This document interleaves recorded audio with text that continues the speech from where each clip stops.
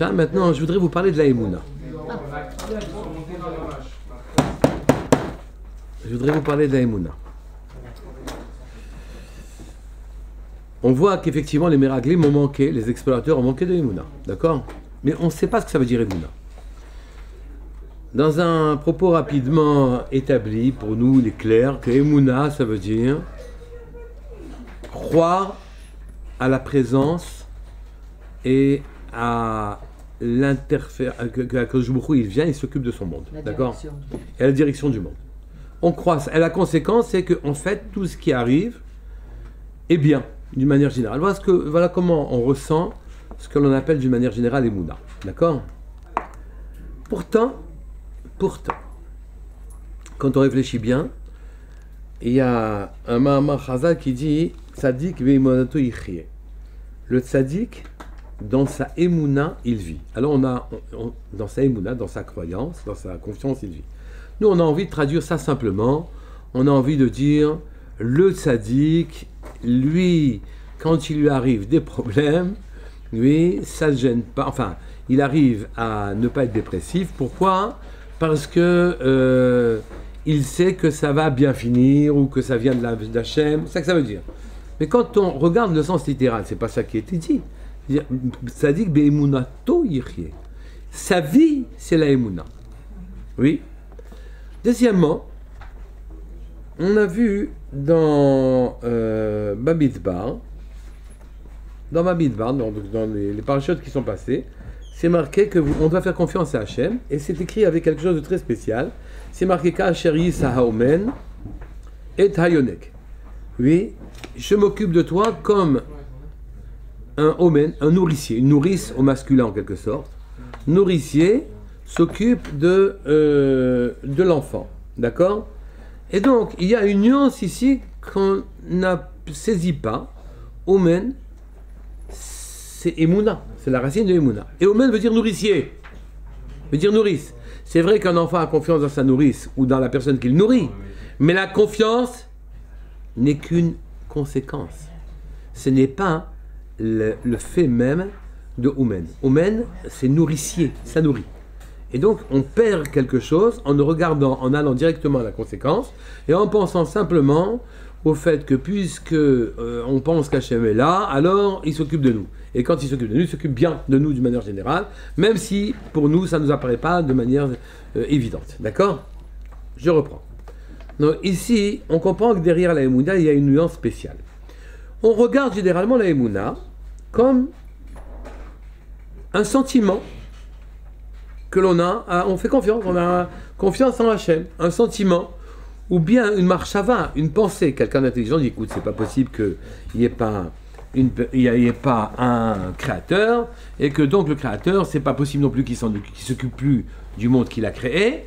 Et donc, soit on voit la Emouna, c'est-à-dire la pensée qu'Hachem soit présent sur terre et le dirige, on le voit soit comme une bonne pensée, soit comme un riesh, un sentiment.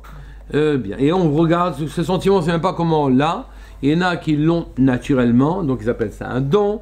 Il y en a qui l'acquièrent progressivement, il y en a qui l'acquièrent par le sechel, par la réflexion. Il y en a qui l'acquièrent par le sentiment, comme vous voulez. Donc on a l'impression, si je vous demandais de définir Emouna, vous me diriez c'est le sentiment, sur certains, ou d'autres diraient écoute, c'est l'évidence que Hachem est là. Mais même quand ils disent évidence, ils ne le ressentent pas. Ils ne voient pas les choses comme ça. Ou bien, j'ai le sentiment que ça marche comme ça, on a l'impression que cette personne-là, elle a une grande chance. Oui, elle voit, elle, ce que nous, on ne voit pas. Quelque chose comme ça. D'accord ? Et donc, le mot Emouna, oui, n'indique pas une Yedia Broura, une connaissance précise. Le mot Emouna, c'est une connaissance diffuse, un sentiment confus, oui, que Hachem, il est là et qu'il s'occupe de nous. Mais pas avec une précision claire, oui, et quelque chose de clair, un moussag bien précis, une notion qui soit perceptible comme quand je vois quelque chose ou je touche quelque chose, on ne voit pas la Emouna comme comme le fruit d'une perception. On ne regarde pas la Emouna comme le fruit d'une perception. Un sentiment, vraisemblablement, c'est Hachem qui est là, il ne va pas me laisser tomber, c'est comme ça que ça marche, etc. etc. D'accord? On regarde les choses comme ça, on le regarde en vérité, pour simplifier les choses, comme une bar shava ou un regesh, comme un sentiment ou comme une pensée, bien pensée, ou un sentiment. D'accord? Or, pourtant, on va définir les choses de manière très différente. Mais vraiment très, très différente. On va les définir comme un lien. Alors on y va tout doucement. Oui. Vous savez que c'est un lien qui nous unit à la vie. Vous savez que on fait confiance à beaucoup de choses. Vous allez prendre un billet d'avion, oui, on vous donne un bout de papier, et vous êtes sûr que vous allez monter dans l'avion grâce à ce bout de papier.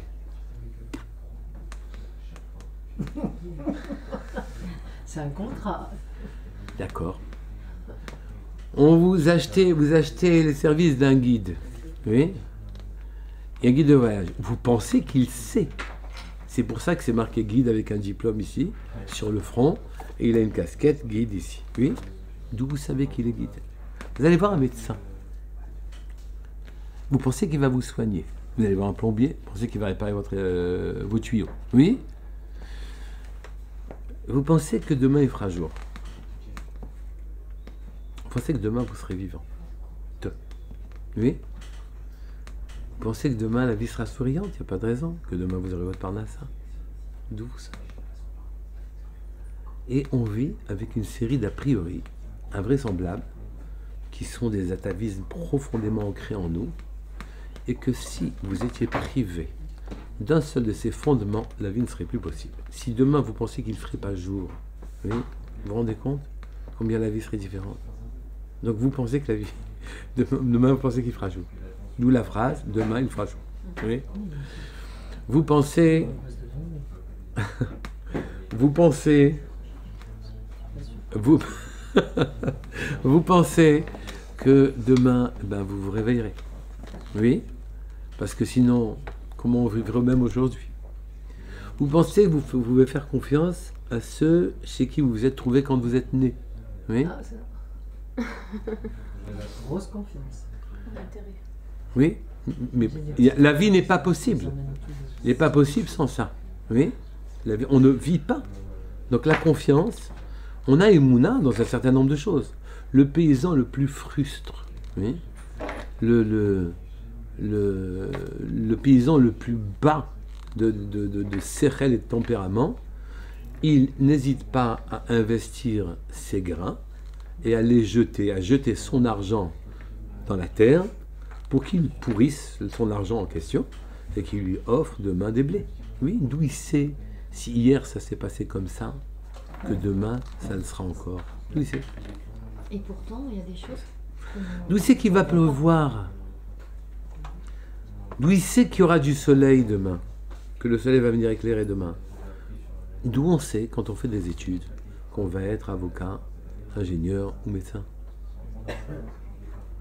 Non, mais il y a des choses qu'on ne fera jamais en sachant très bien que ça ne marchera pas. Par exemple, vous avez reçu quelqu'un sur votre portière de voiture, vous avez eu un accident, vous allez ranger votre voiture dans votre parking et vous êtes sûr que si vous la laissez demain matin, vous allez la retrouver dans le même état, elle ne va pas s'auto-réparer.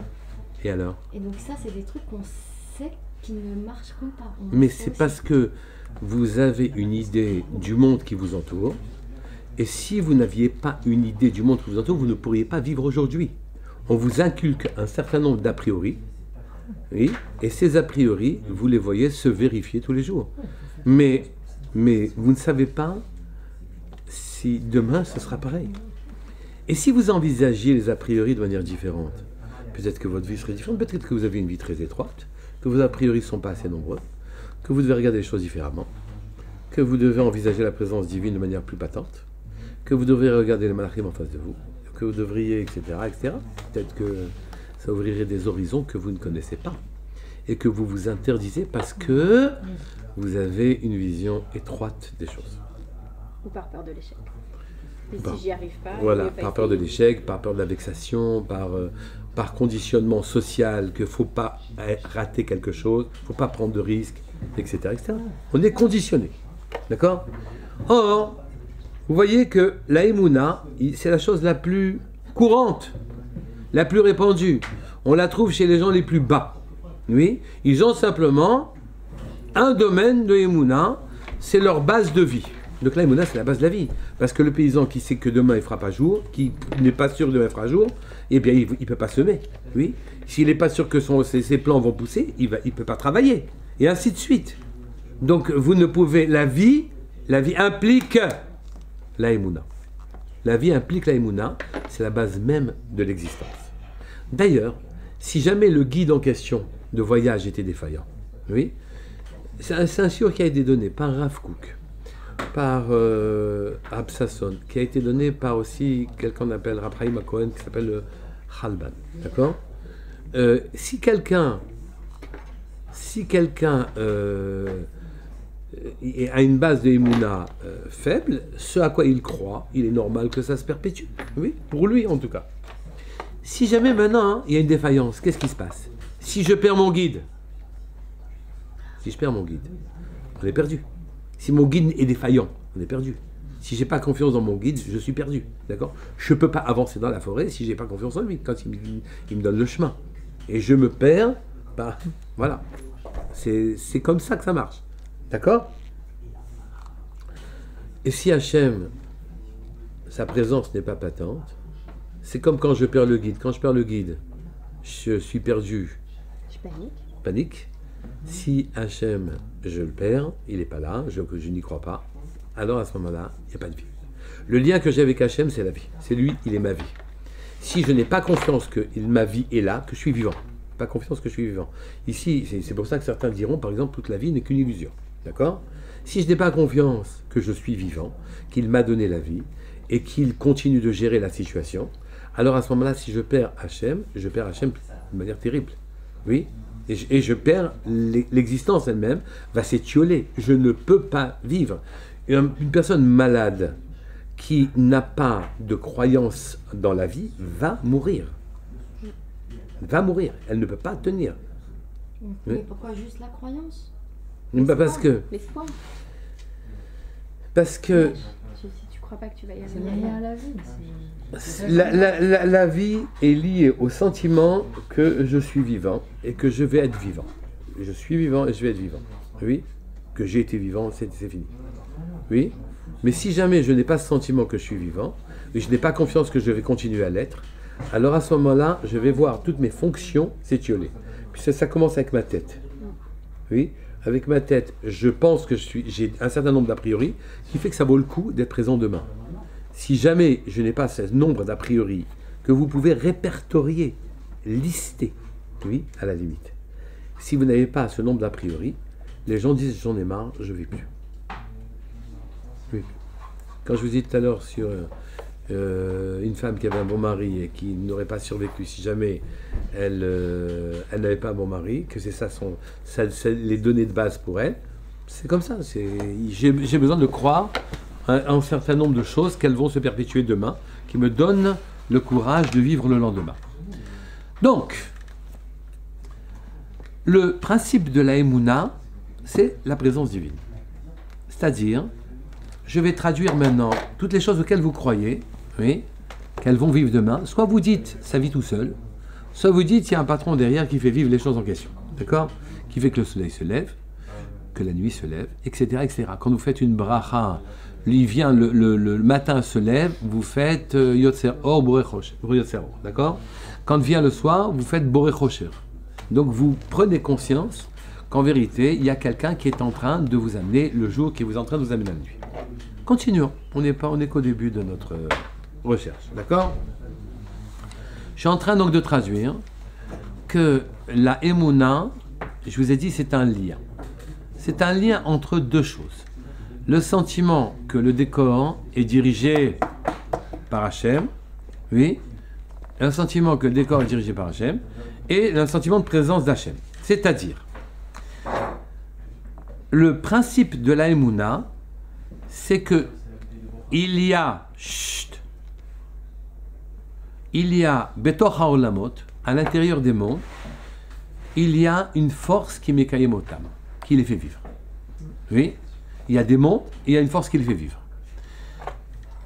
Parce que la présence divine est cette lumière-là. Vous savez, il y a un principe. Avant de faire une mitzvah, on dit Leshem Yichud Kudsha Beruchu Ushrinte. Au nom de la réunion, oui, de la présence divine, c'est Shrinte. Présence divine, c'est Shrinte. Et Kudsha Beruchu, c'est la force. Donc, imaginez un monde immobile et désertique, oui, et qui brutalement s'animerait d'une force qui viendrait d'en haut. Tout est mort, oui, un décor mort, oui, et il s'anime. C'est faux comme image, mais ça permet de comprendre. Il y a une force qui descend d'en haut et qui anime la totalité de la création. Il ne suffit pas qu'il y ait création, il faut que la création soit animée, et qu'il y ait des principes qui fonctionnent, et ces principes qui font fonctionner la création, c'est une lumière, un or, qui s'est progressivement réduit de manière à provoquer la création de créatures. Si jamais le or ne s'était pas, cette lumière ne s'était pas réduite, il n'y aurait pas eu de créature. Et il y a quelque chose d'étonnant. Nous, l'équivalent de la création, c'est un menuisier qui prend un morceau de bois et qui en fabrique une table. Imaginez maintenant que le menuisier, après avoir fabriqué sa table, cette table se met à marcher et à prendre son chemin. Elle fait sa vie maintenant, la table en question. Ça nous paraît ahurissant, mais c'est pourtant ce que nous sommes. Nous sommes une projection de lumière divine avec une individualité personnelle et une autonomie personnelle. Et on ne comprend pas ce fonctionnement. Parce que nous, quand on fabrique un objet, il n'est pas doté de vie. La table que je fais ou le fauteuil que j'ai fait n'est pas animé. Il ne va pas prendre son chemin en question. D'accord? Et Akadosh Baruch Hu a fait des créatures, il a lancé sa lumière en quelque sorte, et il a fait des créatures séparées les unes des autres, qui sont animées et séparées. Animées et séparées. Et tout le jeu de la vie, c'est bien que je sois séparé, je comprends que je suis animé par une force extérieure. La Emouna, c'est en quelque sorte la prise de conscience de cette lumière-là qui est en moi. J'ai une vie. Je suis comme un tas d'os, de chair, de trucs, etc. Mais j'ai une vie. La prise de conscience de cette lumière qui est en moi, c'est mon lien avec Hachem. Je m'aperçois que je suis un objet animé. Je ne suis pas un objet inerte. Quand j'ai conscience de la lumière qui est en moi, de la particularité que j'ai, bien que je sois séparé, qui me laisse penser que je suis totalement indépendant, d'accord ? J'ai quand même une force qui est en moi, une force interne, une force intérieure, une graine de quelque chose qui m'anime. Une fois que j'ai conscience de cette graine, oui, je suis ma'amine qu'il y a une présence en moi qui n'est pas moi. Nous ne sommes que la bille de cette graine-là. On reprend, tranquillement. De manière à ne pas être théorique du tout. Oui. Toute créature est une graine qui est sa vitalité et un habit. Nous, on se confond avec l'habit. On croit que ce qu'on regarde dans la glace, c'est nous. Mais ça, c'est l'habit de notre vitalité intérieure. Oui. C'est notre habit, c'est l'habit avec lequel on vit sur Terre. À partir du moment où je prends conscience qu'il y a quelque chose qui m'anime, je commence à être ma'amine. Je comprends que je ne me limite pas à ce que je suis superficiellement, un habit. Je comprends que j'ai un lien avec ma graine de spiritualité et je commence à croire à quelque chose. Quand je prends conscience de mon intériorité, de ma vitalité, de ma neshama, quand je prends conscience de ma profondeur, j'ai un lien entre la superficie et la profondeur, et à ce moment-là, ce lien, c'est ce qu'on appelle la Emouna. C'est ce lien qui... Alors, l'intelligibilité du monde vient du fait que j'ai un lien avec ma Emouna. Et ne croyez pas que même ceux qui ne croient pas n'ont pas ce lien. Vous comprenez ce que je dis ? même ceux qui ne croient pas ont ce lien et ils ont perçu un message inconscient de leur Neshama qui leur a expliqué l'équation dans laquelle fonctionne la pesanteur, dans laquelle fonctionne la dynamique de tout ce que vous voulez. Et finalement, ils ont un rapport avec les forces profondes qui s'est traduit superficiellement dans des données et des hypothèses d'ingénieurs. L'hypothèse, elle ne naît pas de nulle part. L'intuition, elle ne vient pas de nulle part. C'est une force, c'est une idée qui a été dictée par votre profondeur. Si maintenant, je n'ai pas de profondeur, je n'ai pas d'intuition, je n'ai pas de lien, à ce moment-là, je suis qu'une peau qui ne peut pas durer. Vous comprenez? D'accord? Et c'est pour ça que le paysan a désespérément besoin de croire que le grain va pourrir et va lui donner du blé, et désespérément besoin de croire qu'il y aura de la pluie, il croit que ça. Il croit aux 3 ou 4 choses. Il croit à 3 ou 4 choses qui lui permettent d'être vivant. C'est le lien qu'il a avec sa Neshama. D'accord? C'est le lien qu'il a avec sa Neshama. Si jamais il ne croit en rien, il n'y a pas de rapport entre sa peau et sa profondeur, et il n'a pas de lisibilité du tout. Et les rapports entre les grains, entre eux, ça vous donne la connaissance générale des gens. La connaissance que les gens ont, d'une manière générale. Est-ce que c'est clair? Pas sûr. Ça passe? Et quand vous dites qu'on s'aperçoit qu'on a une vitalité, que l'extérieur n'est qu'un avis, et qu'il y a une vitalité, c'est cette vitalité qui nous donne ce sentiment de lien. C'est le sentiment de ma vitalité, donc le lien que j'ai avec ma vitalité, qui me donne ma conscience que ça marche comme ça et comme ça et comme ça. Et si je n'ai pas de lien avec les forces qui animent l'univers de manière générale, dont moi je bénéficie en partie, pour une graine, d'accord? À ce moment-là, je ne comprends rien à ce qui se passe autour de moi, je n'attends rien, je n'espère rien, je n'envisage rien, je n'extrapole rien. Et ce qui fait que parfois les gens n'ont pas un rapport facile avec cette... Une fois qu'on a cette émouna, cette conscience de vie, on avance. On l'a très faiblement au départ. Ça ouais. se cultive, on verra après comment faire. Justement, mais l'habit, il est quand même inclus dans... Il a un truc à faire dans... Mais c'est par l'habit et par les circonstances et les péripéties de votre existence que vous ne pouvez comprendre les choses que quand vous acceptez l'idée qu'il y a une force directrice de l'univers. Donc toutes les péripéties, tous les événements de l'existence d'une personne sont pour lui apprendre qu'il y a quelqu'un qui dirige, qu'il y a Hachem qui dirige. Et donc son rapport, et Hachem, c'est lui aussi. Hachem, c'est la graine qu'il a en lui. Oui. Et la graine qu'il a en lui est en rapport avec les autres graines et avec Hachem lui-même. Et à ce moment-là, vous avez l'intuition de l'univers. Et là, vous dites, ah mais je crois que ça marche comme ça. J'ai l'intuition que... Ah mais oui, c'est sûr que c'est vrai. Vous savez ce que ça veut dire, c'est sûr que c'est vrai? Traduisez, oui. C'est ma graine à moi à l'intérieur qui a eu un petit peu de lumière, qui a été, vous l'avez époustée, oui.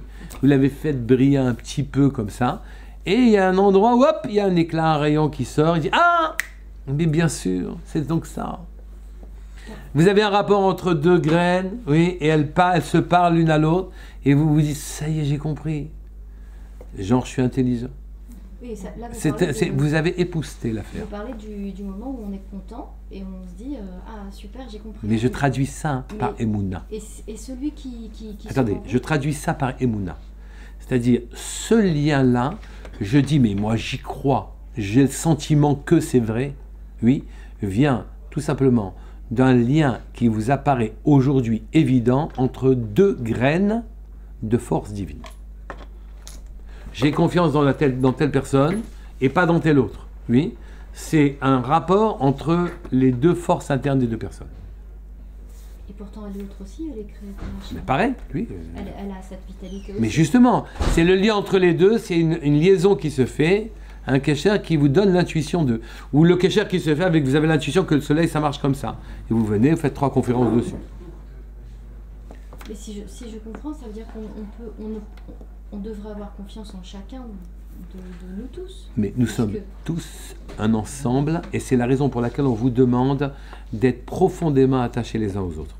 Parce que c'est l'ensemble des forces divines habillées de manière fallacieuse, oui, qui vous laisse supposer qu'il n'y a pas de lien entre les personnes, mais évidemment qu'il y a de lien entre les personnes. L'exemple serait le suivant. Vous avez un film, peut-être c'est pour ça que les films ils existent. Quand vous voyez un film, dans un film, oui, il y a des personnages, oui, et les personnages ils sont très indépendants, et elle dit ça, et l'autre il dit ci, et l'autre il fait ci, et l'autre il fait ça, etc. Ils sont très indépendants. Coupez la caméra, où il est le film? Donc ici, ce que vous voyez comme indépendant sur l'écran, sur le support, oui, est en vérité très intimement lié à une force centrale. Mais vous perdez la conscience de la force centrale parce que vous êtes très attiré par votre peau, individualité, votre habit, vous confondez avec lui. Et l'inverse aussi, c'est-à-dire que quand il y a des gens qui n'aiment pas l'habit qu'ils ont, et dès le début, dès le démarrage, ils sont pas contents. Mais ça c'est ridicule. Non, mais ça c'est même ridicule. Mais non, mais ça voudrait dire que le créateur s'est trompé. Voilà, ça n'a pas de sens. Ça. Mais oui, mais ça, il y en a plein qui c'est partout. Et alors, s'il y en a plein qui se trompent, c'est pas plus grave que ça. Oui. Le nombre ne fait pas la vérité. Oui, hein. C'est dur de leur expliquer. Ben oui, mais tu sais, toi, il te manque un bras, mais t'es quand même pareil aimé que. T'es parfait pour ce que tu dois faire. Mais non, c'est vrai, ceux qui sont accidentés. Eux, mais tout le monde veut être pareil à l'autre, par rapport à un modèle fixe. Mais c'est insensé. C'est encore un autre sujet. C'est un autre problème. C'est un autre sujet parce que vous avez dit c'est l'habit qui fait que tout d'un coup on croit que, mais dès qu'on dépasse l'habit, on s'aperçoit qu'on a une force qui nous... Oui, alors à ce moment-là, tout le monde peut comprendre la force qu'il a à l'intérieur, à condition... C'est dur de se dire, on est avec cet habit-là, alors que l'autre, il a les deux pieds pour marcher, l'autre, il en a pas, il n'a pas les deux pieds pour marcher. Et bien, oui, mais dans le film, il y a des infirmes. Oui, quand vous coupez la lumière centrale, vous coupez le film pour les infirmes et pour les acteurs principaux. Oui. Tout est un lien avec une lumière centrale. Moi, j'ai une très jolie histoire. Une petite fille de 11 ans, une amie américaine, qui a été élevée par son grand-père dans le Montana. Il était charpentier. Et elle a 11 ans quand il meurt. Et en voyant le corps de ce grand-père qu'elle aimait, montant sur les toits et ça, elle comprend à 11 ans, elle dit, il y a quelque chose qui faisait bouger ce corps qui l'animait et qui est parti. À 11 ans, elle a compris l'âme dans le corps. C'est extraordinaire. Elle a dit, mais il y a quelque chose qui est parti. Qu'est-ce que c'est la Emouna? La Emouna, c'est le lien entre la graine de spiritualité, la lumière que nous avons en nous, oui, et notre matérialité. Brutalement, notre matérialité comprend quelque chose et y croit. J'y crois, ça veut dire que je comprends et je suis d'accord et ça va se perpétuer. D'accord ? Or, normalement, je ne vais pas croire que ça va se perpétuer si j'étais que logique. Je ne sais pas si demain la pesanteur elle existait. Elle existera. Oui. Donc ici, la raison c'est que je sais profondément que oui, c'est nécessaire. La pesanteur a un sens spirituel. Que telle et telle force sont spirituellement valables pour telle et telle raison. Et ce sentiment-là me vient que j'ai épousseté ma force intérieure qui brutalement a une lisibilité qu'elle n'avait pas auparavant. Oui. Et plus grandit mon lien avec mon intériorité, plus, et le rapport qu'elle a avec les autres, plus j'ai de l'intuition et plus j'ai de la émouna du monde qui m'entoure. Est-ce que c'est clair? Donc je suis en train de définir la émouna comme un lien qui s'établit entre ma profondeur, la présence divine d'Hachem, et qui était oblitérée et gênée auparavant par le sentiment que je suis nifrad, que je sois une créature séparée, et qu'en tant que créature séparée, je me confonde plus avec la bille qu'avec le reste. Et à cause de ça, je n'avais pas envie de regarder la force intérieure. Je n'ai pas envie de la regarder. Ça ne m'intéresse pas. Ce qui m'intéresse, c'est comment j'apparais. Je vis dans le monde en bas, libre, pas relié par le faisceau lumineux, que si jamais je coupe la caméra, pas cette caméra, le projecteur, pardon, si je coupe le projecteur, à ce moment-là, il n'y a plus rien, il n'y a plus de monde. Il n'y a plus ni les infirmes, ni les gens très beaux. C'est fini, ils sont partis. Il n'y a plus personne. D'accord? Et plus j'affine mon rapport avec ma profondeur, plus je suis intuitif. Plus je suis intuitif, plus je suis ma'amine. Puisque je crois à ce que je pense. D'accord? Donc c'est une définition de la Emouna un peu plus fine que celle que vous avez. Donc n'oubliez pas. Akadosh nous a fait comme être spécifique. Parce que je n'aurais pas non plus de conscience si je n'étais pas séparé. Si Akadosh a fait des créatures séparées les unes des autres. Pour qu'il y ait conscience, il faut qu'il y ait séparation. Mais il ne faut pas que cette conscience, une fois, je n'ai pas besoin de grands discours pour comprendre que je suis conscient. D'accord ? Je suis séparé, j'ai ma conscience, tu as ta conscience, chacun a sa conscience, etc. Mais ma conscience est un obstacle, ma conscience personnelle est un obstacle à la compréhension qu'une force générale régit l'univers. Et qu'elle est dirigée en chacun de nous. Et que chacun de nous sommes un des rayons du soleil central, en quelque sorte. Et je dois surmonter ce que ma conscience immédiate me dit, que moi je suis moi, et les autres c'est les autres. Et moi je suis moi, d'ailleurs ça veut dire moi ce que je vois dans la glace, c'est moi. Oui. Et bon, j'ai pas besoin de savoir plus. De temps en temps il y a une idée qui effleure, c'est déjà bien. Et je suis ingénieur ou médecin, etc. Ça me suffit, d'accord ? Comme intuition des choses. Mais non, là on dépasse profondément cette chose-là. On comprend qu'on met un bémol à notre superficie. L'habit, on ne lui donne pas toute puissance. Et donc, à partir de ce moment-là, émerge en moi la conscience, je ne peux pas dire autrement, non pas de ma singularité, mais la conscience aussi de quelque chose qui n'est pas de moi. D'accord ? Et à ce moment-là, je vais croire en autre chose qu'en moi. D'accord ? Et je vais développer en moi ce qu'on appelle une émouna, c'est mon identité profonde qui s'oppose à mon identité superficielle. Et profondément, on est tous des tzadikim. C'est ça que l'on dit. Kulam tzadikim et Yerushalayim. Ils vont hériter du monde de Olam Haba. Ça, c'est la émouna. Je suis en train de définir la émouna, non plus comme un sentiment, non plus comme une pensée, mais je suis en train de la définir comme une situation, une métioute. Plus vous avez de points communs avec, et vous avez réveillé et épousseté votre profondeur, et plus vous avez de émouna, de croyance dans beaucoup de choses. Oui, de confiance dans beaucoup de choses, d'accord ? Le or, la lumière qui est la vôtre interne, oui, quand elle parle, elle vous relie à toutes les lumières qui sont autour de vous. Il y en a naturellement dont les liens sont très indirects, et il y en a dont les liens sont extrêmement directs. Extrêmement directs, d'accord ? Et c'est comme ça que ce que vous appelez « je crois que », « j'ai l'intuition que »,« je suis sûr que », etc., ça vient du fait du lien entre deux neshamot, du lien entre deux profondeurs, d'accord ?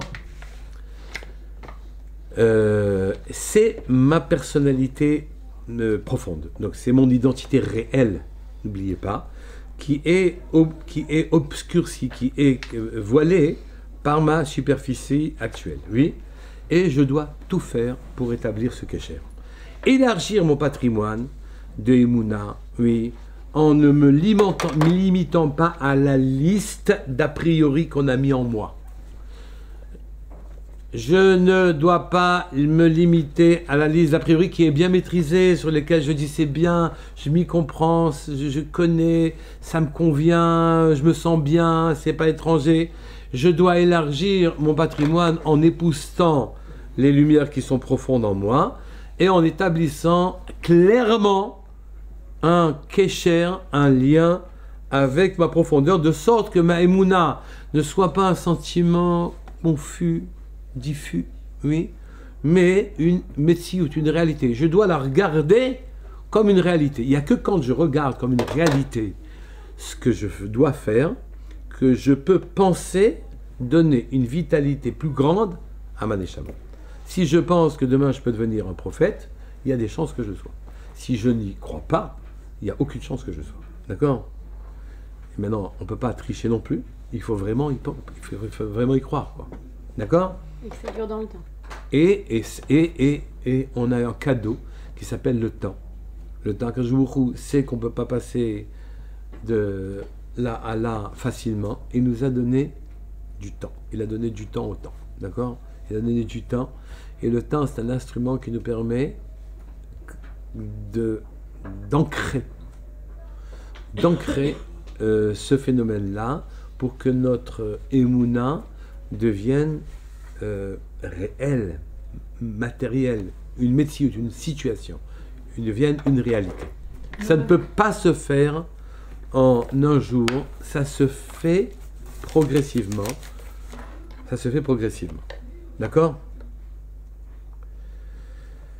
Ce n'est plus, maintenant, la Emouna n'est plus définie comme un choix. Moi, je suis Mahamine, moi, je suis quelqu'un de Mahamine. J'étais à l'école des Mahaminim, mais classe, je suis passé du GAN 3 au GAN truc, etc. C'est pas comme ça que ça marche. C'est épouster votre âme progressivement. Y croire que vous pouvez l'épouster. Y croire que vous avez une dimension spirituelle. Croire qu'elle va fonctionner. Et alors, progressivement, des horizons nouveaux vous seront ouverts. D'accord ? Il y a les lois de la nature dont vous aviez parlé aussi. Ça... J'y crois parce qu'elle se perpétue immédiatement et surtout parce qu'on m'a inculqué qu'elle fonctionne depuis le début. Mais je peux vous garantir qu'il y a des lois auxquelles les bandits ne croient pas, les gangsters non plus. Il y a des lois auxquelles les politiciens ne croient pas. Non, les lois de la nature. Les lois. Mais c'est des lois de la nature, la politique. Enfin, vraiment, ça c'est la loi des âmes. Mais si, mais ça... la loi de la nature, comme vous aviez dit, mais d'où elle vient ? Le monsieur qui traversait le pont et je ne sais plus ce qui lui est arrivé, lui il y croyait, mais pourtant il est mort. Parce que, voilà, il y a les lois de la nature, il était sur le pont, il est tombé à 200 mètres, il est mort. Non, même s'il croyait, c'est pas ça que j'avais dit. J'avais dit que même si c'est un sadique qui croit qu'en se jetant, Akadosh Baruch Hu va le sauver parce qu'il croit profondément qu'il va vivre demain, il y a beaucoup de chances qu'il y laisse la peau. Même D'accord ? s'il y croit. Oui, mais il n'y croit pas. Il n'y croit pas. Il n'y croit pas. Il n'y croit pas. Je vais très loin. Il n'y croit pas. S'il y croyait, je ne jurerais pas qu'il tombe. Je ne signerai pas avec les deux mains. Il n'y a qu'Hachem qui peut défaire les lois qu'il a faites. On n'a pas le droit d'éprouver. Mais si jamais il est nécessaire, pour le peuple juif que les choses se défassent. C'est exceptionnel les miracles. Oui. Enfin, c'est exceptionnel et on vit tout le temps dans des miracles. Oui, non mais je peux dire du grand miracle évident, pas du miracle quotidien. Quand j'ai cru que des malachim dirigeaient nos pas, je n'ai plus besoin d'annuler mes rendez-vous parce que puisqu'il faut des malachim pour que les rendez-vous, les deux personnes se rencontrent, alors à ce moment-là, si jamais vous avez un important empêchement, les malachim ne vont pas se déranger, ils continueront leur café tranquillement. Donc vous pouvez être tranquille, de l'autre côté, ça ne marchera pas non plus. Ah, ça, faut y croire. Sinon, non. Comme ce qu'on a dit pour dans Shlach-Lecha. Vous avez une bracha. On en a tous une bracha. Vous y croyez ou vous y croyez pas? Et c'est pas si facile que ça d'y croire à cause des a priori qu'on a imprimés profondément dans votre tête. Profondément. Et dont vous avez un mal fou à vous débarrasser. Oui, profondément. C'est gravé. Pourquoi j'ai imprimé? Imprimé, c'est du papier sur de l'encre. Gravé en vous. Et vous devez, c'est pas de vous en débarrasser. Enfin, vous retrouver votre profondeur. Savoir que chaque mitzvah, elle a une importance colossale. Donc, nous avons une vue partielle et partiale de l'ensemble de l'univers. Partielle, c'est clair. Partial parce que je n'ai pas envie de vous tracasser et que ça impliquerait des obligations que vous n'avez pas envie de prendre sur vous immédiatement. D'accord? Normal. C'est le jeu. C'est le temps qui sert à ce moment-là à modifier les choses. Et cette vue partielle et partiale, oui, vous devez, enfin, ce que vous devez progressivement prendre conscience, la vie vaut le coup d'être vécue à ce moment-là. Ça, c'est une vraie vie. Vous comprenez? Le reste, quand vous arrivez à retrouver les kochot qui animent votre âme, à ce moment-là, c'est la seule vie. Le reste, c'est rien du tout. Poursuivre la richesse ou le pouvoir ou n'importe quoi, c'est fongible. Demain, on s'en va, il reste rien. Alors que si jamais vous dévoilez ce que vous êtes, oui, ne serait-ce qu'à vous-même, à ce moment-là, vous avez fait un vrai travail. Enfin, c'est comme ça que je pense. C'est comme ça que je crois, excusez-moi. Donc, c'est la lumière d'Hachem qui fait la yeshut, qu'il y a quelque chose. C'est cette projection d'Hachem qui fait qu'il existe quelque chose. Et même la réalité, oui, que vous croyez être intangible, il est clair d'après les Mekoubalim notamment, que ce n'est qu'un appendice de la dernière mida de Yesod. Il y a 9 midot qui représentent Akadosh Baruch Hu et la réalité. La matérialité, c'est la dernière. Mais au début, originellement, elle n'était même pas existante. C'était qu'un appendice, c'est tout. La Malchut n'était pas là. Le monde n'existait pas. Oui. Aujourd'hui, elle est une force en soi. La femme est une force en soi. D'accord? Elle s'impose, elle est là. Elle est la réalité, la matérialité. Et la chose, elle est là. Et elle attend que le monde s'enflamme, et c'est clair. Évidemment que la Emouna, elle va enflammer le monde. Elle va vous enflammer, elle va enflammer le monde, de manière générale. Mais auparavant, même la réalité n'existait pas. Même la réalité n'existait pas. Elle n'est qu'un appendice de la lumière divine. D'accord? Et la Yeshut, donc la présence, l'existence des choses, elle n'est mise en évidence que par la Emouna que j'en ai. Sans ça, il n'y aurait pas de réalité. Je m'arrête ici. On reprendra la semaine prochaine. Vous voulez qu'on continue? Bien sûr. Et surtout, comment pratiquement arriver à quelque chose. Non, qu'est-ce que vous en pensez? Est-ce que vous avez des questions? Moi j'ai une question par rapport à une fois qu'on a pris conscience de cette vie,